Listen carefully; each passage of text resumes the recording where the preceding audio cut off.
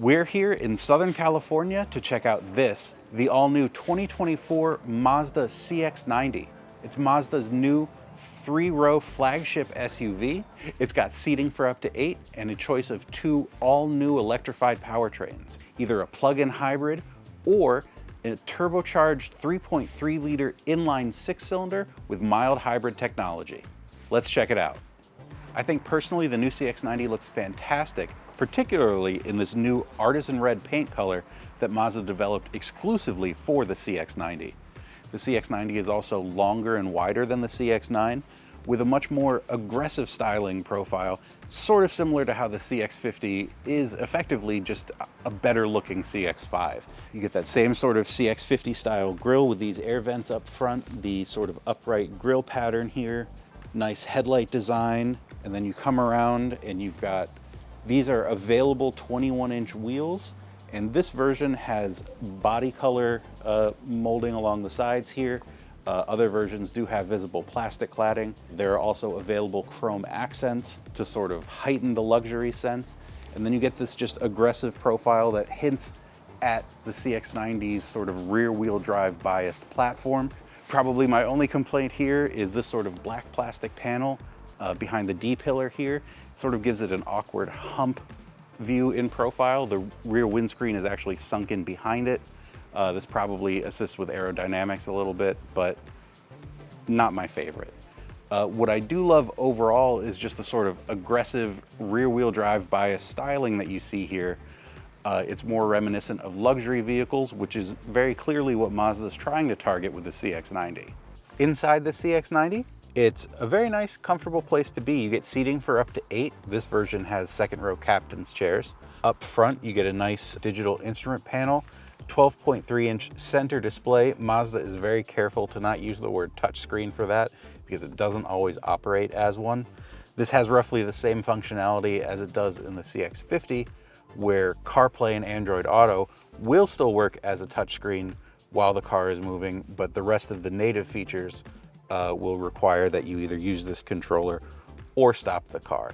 We haven't been the biggest fans of this system necessarily. We'd rather have something that functions as a touchscreen all the time, but at least having that functionality when we're using Apple CarPlay or Android Auto is very welcome.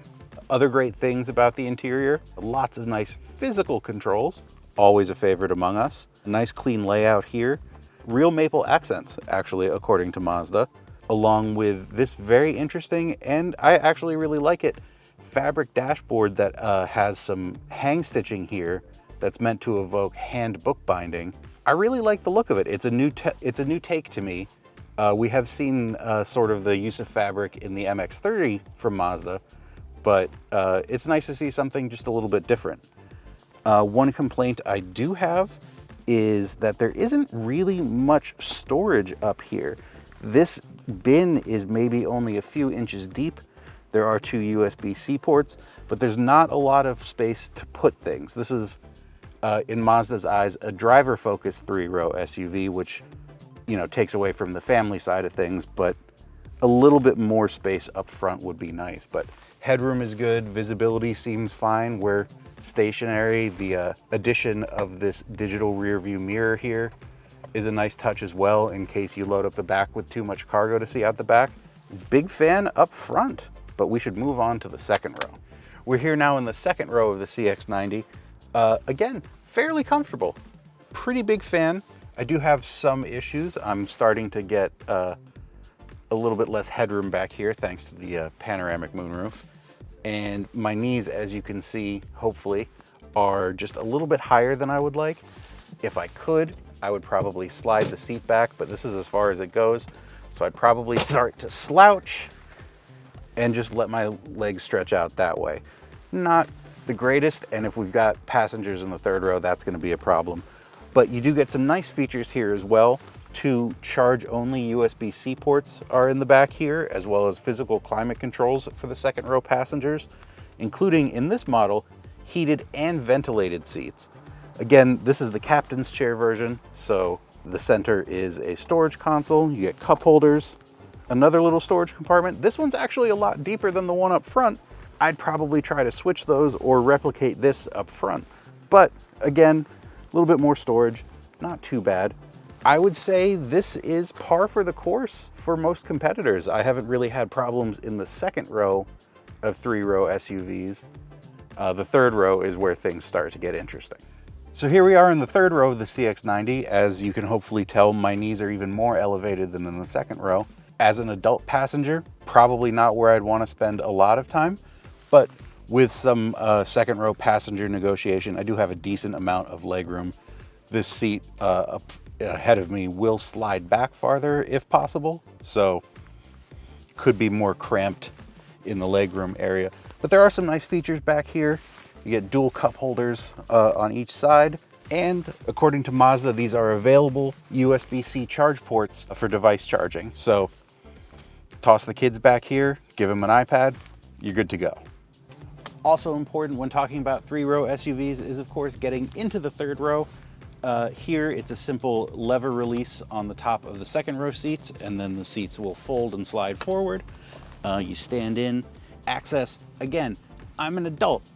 I'm not really meant to be back here, so it's a little bit difficult for me to get in here. Not the worst, but overall, not terrible. It's a little bit harder for me to get out, but again, children are usually smaller and more nimble than I am. The first of the two new powertrains is, and this is a mouthful, the eSkyActiv G 3.3 liter inline-six turbo, which boasts 340 horsepower and 369 pounds-feet of torque, at least when you're using premium gas, which Mazda recommends. This powertrain also has a mild hybrid system Mazda is calling M-Hybrid Boost, with an electric motor placed between the engine and transmission for what Mazda says is smooth acceleration from a stop. It's also capable of powering the car at low speeds, according to Mazda. If the mild hybrid 6-cylinder isn't your thing, try the first eSkyActiv plug-in hybrid powertrain Mazda has brought to the US, which makes 323 horsepower and 369 pounds-feet of torque, again, when using recommended premium gas.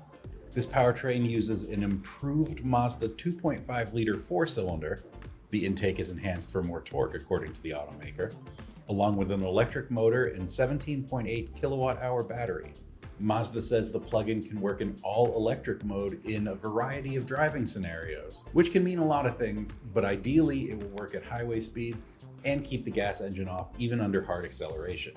Mazda hasn't yet shared fuel economy estimates for either powertrain or other important details for the plug-in, like all-electric range and charging times, so we'll have to wait and see.